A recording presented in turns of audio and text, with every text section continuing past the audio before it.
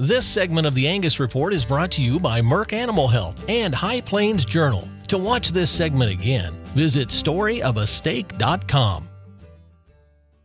In the second installment of A Story of a Steak, our friends at Merck Animal Health and the High Plains Journal continue to explore what it takes to foster a love for agriculture and a passion for leadership. To raise a young person, it takes a village, and in this case, a judging team. It is vital that we raise new leaders within our industry. If you look back over the past 50 years of livestock production, there has always been a core of people that everybody could look towards as the leaders of the industry. And those folks are at some point in time going to give way to a new generation. I was finishing up my senior year of high school, and I didn't really have a plan. I knew I wanted to go judge and I wanted to do the junior college avenue. And I got a call from a lady who coached Brad Bennett back in the day before he went to junior college. Said that he was looking for kids to come out here to Nebraska and judge, and he knew my family, so it was kind of like a shoo-in. You kind of just got to follow your feet. You don't exactly know where they're going to take you, but I've definitely never second-guessed coming here.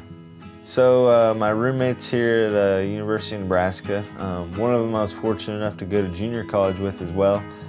His name's Wyatt Williamson. He's from, Hey Wyatt! Huh? Newark. Then my other roommate, Clay Rowland, he went to junior college in Fort Scott. They're both on the judging team with me, and we're getting ready to start our last hurrah, our fall semester of our senior year, going into Kansas City and Louisville. And those are the grand finale for a livestock judger's career, unless you get to judge some shows, so we're pretty excited about it. Collegiate livestock judging offers a pathway for Reese and hundreds of others to further their passion for agriculture. Early-day livestock producers were required to hone their skills of assessing the best cattle, sheep, and pigs. Those with the keenest eyes were rewarded in high-quality, highly marketable animals. But even as methods evolved over time to offer more scientific ways of choosing the best livestock, the merits of judging remain, largely in leadership development. Personally, I think livestock judging is the best way to really get out there and build a leader. I think that someone locked the keys in the van.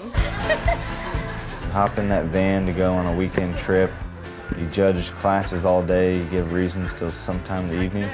You have dinner and it becomes your family. I can't tell you how many countless Snapchats.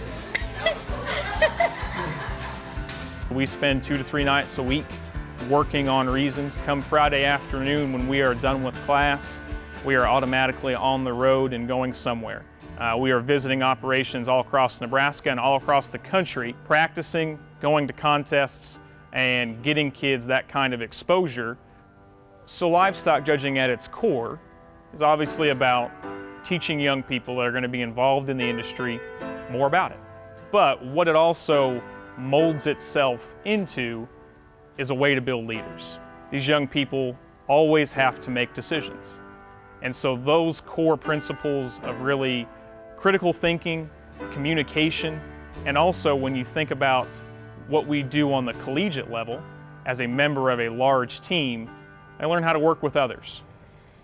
So when Reese first started on our livestock judging team, he was not the most vocal person when it came to leadership. He had to grow within his own leadership capabilities. And I remember a time in the spring semester, we were actually at the Keneally Angus Ranch in Whitman, Nebraska. It was January, it was cold, and I had just gotten done maybe getting a little harder on our kids to focus a little more. And Reese was in the same boat as all of his teammates around him. He had not had the best day. He was down on his luck and certainly not performing to his own capabilities. So I walked away to go make the next class. And that's when I turned around and I saw Reese with 4 or 5 of his teammates around him. It certainly looked like Reese was doing a lot of the talking, and he was talking about the mental side of livestock judging in particular, and how to handle that adversity that all of them were going through. And he stepped up on his own, unprompted, to become that person. And his ability to do that in the last year, since he's came to the University of Nebraska, has defined him as a leader. And if he continues to do that going forward, then he will be as successful in this industry as anybody. So livestock judging is a main way that we can hopefully try to build leaders and an avenue that those folks can take. But there are countless others. We have to try our hardest here, not only at the youth level in 4-H and FFA, but also once they get to college, to try to make sure that they know that there was a lot of people that came before them that paved the road that they are now on, and it's their job going forward to continue to pave it. We're going to be in charge soon. We're going to be running the show. It's not going to be our parents or our grandparents, and we're going to take responsibility for it. So if you have a good set of leaders that want to do that, then you know the sky's the limit in terms of just, yeah, the sky's the limit. The story of a stake starts and ends with the people behind it.